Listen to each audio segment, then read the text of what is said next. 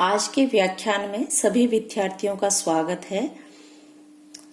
आज हम जिस टॉपिक पर चर्चा करने जा रहे हैं वह है वैदिक संप्रत्यय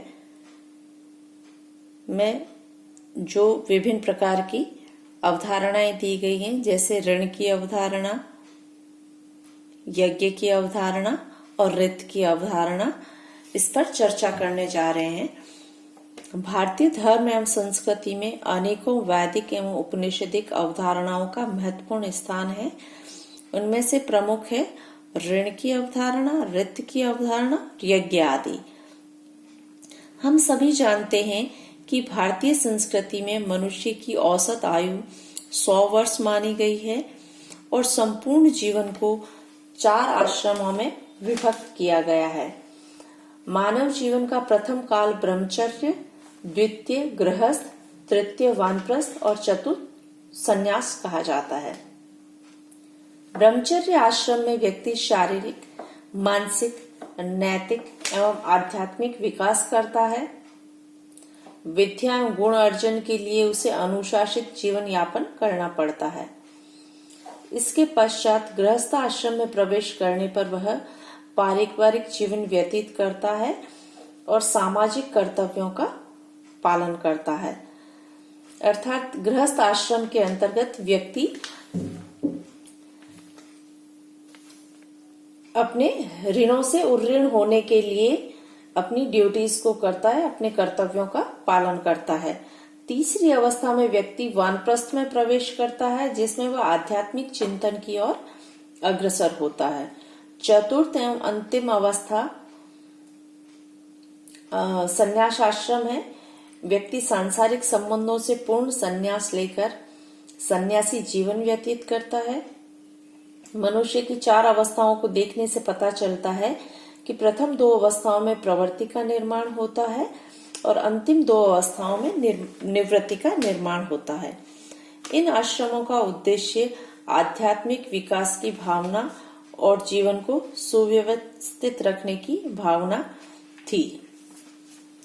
इन्हीं में से हम अगर लेते हैं कि गृहस्थ जीवन के अंतर्गत व्यक्ति जिन ऋणों से उऋण होना चाहता है, अपने जो सामाजिक कर्तव्य हैं, अपने जो सामाजिक उत्तरदायित्व हैं, जो भी उसे समाज से मिला है, जो भी उसे इस प्रकृति से मिला है, जो भी उसे अपने ऋषियों मुनियों से मिला है, उन सब से उऋण होने का प्रयास वह करता है। तो सर्वप्रथम हम ऋण की अवधारणा के बारे में विचार करेंगे या चर्चा करेंगे। ऋण की अवधारणा मनुष्य के कर्तव्यों के सिद्धांतीकरण का प्रथम प्रयास ब्राह्मण साहित्य में पाया जाता है। विश्व प्रक्रिया में मनुष्य कोई आकस्मिक घटना नहीं है, वह निरंकुश व अनियंत्रित नहीं है। अपने सहज कर्तव्यों को लेकर वह जन्म लेता है। वह 3 प्रकार के ऋणों को लेकर संसार में आता है। ऋषि ऋण, अर्थात उसने जो कुछ भी अपने ऋषियों से, अपने गुरुओं से प्राप्त किया है, चाहे वो शिक्षा हो, चाहे वो मूल्य हो, चाहे वो अनुशासन हो, उन सब को वह स्वाध्याय के द्वारा और समाज में उस परंपरा को, मूल्यों को, उस ज्ञान को, उसको आगे बढ़ाकर उन सब से उऋण होना चाहता है, जो कुछ भी उसने गृहस्थ आश्रम में, ब्रह्मचर्य आश्रम के अंतर्गत प्राप्त किया। इसी प्रकार से दूसरा आता है देव ऋण, अर्थात देवताओं के द्वारा जो हमें ये प्रकृति मिली है, जो ये जगत मिला है, जो ये संसार मिला है, जो यहाँ की ये सुंदरता है, तो हमारी क्या ड्यूटी होती है, हमारा क्या कर्तव्य है कि हम इस प्रकृति को सहज के रखें, संजो के रखें, किस प्रकार हम इसको आगे एक हमारे परंपरा में हमारे आगे आने वाली पीढ़ी को इसके बारे में समझाएं और उसको आगे अर्जित करके, उसका संरक्षण करके हम उससे उऋण होते हैं। या यज्ञ के द्वारा, जो देव ऋण है वह यज्ञ के द्वारा व्यक्ति उससे उऋण होने का प्रयास करता है। यज्ञ के द्वारा चूंकि प्रकृति पर भी यज्ञ का प्रभाव पड़ता है, इसलिए यज्ञ करके व्यक्ति देव ऋण से उऋण हो जाता है।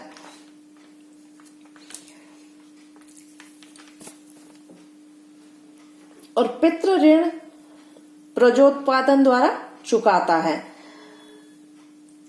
गृहस्थ आश्रम के अंतर्गत व्यक्ति ने जो कुछ अपने माता पिता से अर्जन किया है, सबसे पहले उसने एक जन्म लिया है, इस संसार में आया है, तो ये भी उसके ऊपर एक ऋण हुआ उसके ऊपर, क्योंकि हम संसार में इस समाज के अंतर्गत, इसको मैं एक उदाहरण के द्वारा समझाना चाहूंगी कि जिस प्रकार हम ऋण किसे कहते हैं, हम किसी से कोई पैसा अगर उधार लेते हैं तो हम उसको भी ऋण कहते हैं कि भाई उसका ऋण लिया हमने। तो हमारी क्या ड्यूटी होती है, हमारा क्या कर्तव्य होता है कि हम उसको ब्याज सहित उसका पैसा चुकाएं, वही हमारा, उस ऋण से हम मुक्त होते हैं। तो इसी प्रकार अगर हमारे माता पिता ने हमें जन्म दिया है तो हमारे कर्तव्य है, हमारी ड्यूटी है कि हम अपने माता पिता के प्रति संतानोत्पत्ति के द्वारा उस कर्ज को चुका सकते हैं, और उनसे जो संस्कार मिले हैं, उनसे जो हमें पालन पोषण मिला, उनसे जो हमें ज्ञान अर्जन मिला है, वह सब हम आगे अपनी संतानों को भी सिखाएं, समझाएं। तो इस प्रकार से यह जो हमारी ड्यूटीज है, जो हमारे कर्तव्य है, वह आगे से आगे हम समाज में, परिवार में इसको देते जाएं प्रकृति में। तो हम, हमारे ऊपर जो ऋण है, उन ऋणों से हम उऋण होते जाएंगे। तो इस प्रकार भारतीय दर्शन के अंतर्गत, ब्राह्मण परंपरा के अंतर्गत यह ऋण की जो अवधारणा है, यह हमें देखने को मिलती। ये ऋण बोध व तृणोद्वार की प्रक्रिया निरंतर चलती रहनी चाहिए ताकि सृष्टि प्रक्रिया सुचारू रूप से चल सके। इसी के साथ अगली जो एक अवधारणा है वह है यज्ञ की अवधारणा। भारतीय दर्शन के अंतर्गत, भारतीय धर्म एवं संस्कृति में 5 महायज्ञों की अवधारणा की बात की गई है। ब्राह्मण ग्रंथों में 3 ऋणों के साथ नित्य 5 महायज्ञों के अनुष्ठान का भी विकास हुआ है। इन 5 महायज्ञों में ब्रह्म यज्ञ, देव यज्ञ, पितृ यज्ञ, अतिथि यज्ञ और भूत यज्ञ हैं। ब्रह्म यज्ञ के अंतर्गत का अर्थ है ब्रह्म अथवा ज्ञान का यज्ञ।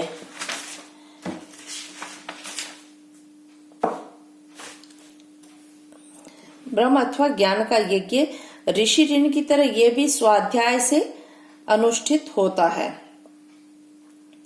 दूसरा है देव यज्ञ। देव यज्ञ अग्निहोत्री आदि यज्ञों द्वारा संपन्न होता है। इसमें केवल देवताओं के प्रति कृतज्ञता ज्ञापन ही नहीं, अपितु भौतिक जगत का ज्ञान और परिशोधन भी होता है। अर्थात हमने इस जगत से जो कुछ लिया है उसको हम यज्ञ के द्वारा हम उसका धन्यवाद अर्पित करना चाहते हैं। इसके अलावा है पितृ यज्ञ। पितरों के प्रति कृतज्ञता पालन श्राद्ध कर्म, तर्पण और संतानोत्पत्ति के द्वारा होता है। तो यह भी एक प्रकार का यज्ञ है। यह एक प्रकार का हमारा कर्तव्य है जिसको हम पितृ यज्ञ के द्वारा, इसकी आहुति के द्वारा हम पूर्ण करते हैं। अतिथि यज्ञ, इस यज्ञ द्वारा समाज के ऐसे व्यक्तियों और समूहों का आतिथ्य अथवा पालन होता है जो स्वयं अर्थार्जन नहीं करते। ब्रह्मचर्य आदि का पालन इसी यज्ञ के द्वारा होता है। ये सामूहिक अथवा सामाजिक कर्तव्य है। भूत यज्ञ में सृष्टि के समस्त जीवधारियों के प्रति अपने कर्तव्य पालन की भावना है। निम्न कोटि के प्राणियों का पोषण करना इसका उद्देश्य था। असाध्य रोगियों को भोजन देना भूत यज्ञ में शामिल था। प्रत्येक गृहस्थ के लिए 5 महायज्ञ नित्य कर्म थे, वैकल्पिक नहीं। अर्थात वह प्रतिदिन इनको करते थे। उसमें ये विकल्प नहीं था कि किसी दिन करे या किसी दिन नहीं करे, ये उनके नित्य कर्म थे। इनके न करने से यह माना जाता था कि उन्हें पाप को भोगना पड़ेगा। अब इसके अलावा एक अवधारणा और है, ऋत की अवधारणा। विश्व की नैतिक एवं प्राकृतिक जो व्यवस्था थी उसको ऋत नाम दिया गया था। वैदिक धर्म में कर्म सिद्धांत मूलतः ऋग्वेद में देखने को मिलता है, जिसे ऋत कहा गया है, जिसका अर्थ है जगत की व्यवस्था। जगत की व्यवस्था के अंतर्गत नैतिक व्यवस्था समाहित थी। ऋत की अवधारणा उपनिषदों में कर्मवाद के रूप में प्रतिष्ठित हो जाती है। ऋग्वैदिक नैतिक सिद्धांतों में ऋत सबसे अधिक मौलिक और व्यापक है। विश्व के मूल में अंतर्निहित ये एक ऐसा नियम है जो स्वतः गतिमान है और सर्वत्र वर्तमान है। संपूर्ण प्रकृति अर्थात प्रकृति के अंतर्गत जो हमें एक व्यवस्था देखने को मिलती है, एक नियम देखने को मिलता है, जैसे सूर्य रोज उगता है, शाम को सूर्य अस्त होता है, या ऋतुएं आती है, नियमित रूप से ऋतुएं जाती हैं। तो ये सारा एक जो नियम है, एक जो व्यवस्था है, ये संपूर्ण प्रकृति के अंतर्गत हमें इस ऋत सिद्धांत के द्वारा देखने को मिलती है। इसी प्रकार से देव और दानव के ऊपर इसका आधिपत्य है। ऋत के 3 मौलिक क्षेत्र है, सृष्टि व्यवस्था, नैतिक व्यवस्था और याज्ञिक व्यवस्था। इन सब की व्यवस्थाएं जो है, नैतिक व्यवस्था में कर्म सिद्धांत के द्वारा इसको समझाया गया है, और सृष्टि व्यवस्था के अंतर्गत यह प्रकृति की व्यवस्था के रूप में इसको समझाया गया है। ऋत संपूर्ण सृष्टि का धारण और संचालन करता है। ग्रह नक्षत्र उसी के अनुशासन से अपनी कक्षा में नियंत्रित रूप से स्थित व संचरणशील रहते हैं। देवता उसी की प्रेरणा से अपने विशिष्ट कार्यों का संचालन करते हैं। ऋतुएं उसके क्रम का अनुसरण करती है। मानव की सृष्टि का भी एक अंग है, अतः मानव का आचार व्यवहार भी ऋत से परिचालित एवं नियंत्रित होता है। वरुण देव को ऋत का नियंत्रक माना गया है। जहां वैदिक व्यवस्था में इसको ऋत नाम दिया गया है, जगत की व्यवस्था को या कर्म सिद्धांत की व्यवस्था को, उसे ही न्याय वैशेषिक दर्शन में अपूर्व कहा गया है। न्याय वैशेषिक दर्शन में इसको अदृष्ट का संचालन ईश्वर के अधीन है, परंतु मीमांसा की धारणा है कि कर्म सिद्धांत के द्वारा ही यह स्वचालित होता है। तो यह यहाँ पर हम वैदिक संप्रदाय में जो हमारे ऋण की अवधारणा, यज्ञ की अवधारणा और ऋत की अवधारणा, इसको ऊपर विचार हमने किया है। धन्यवाद।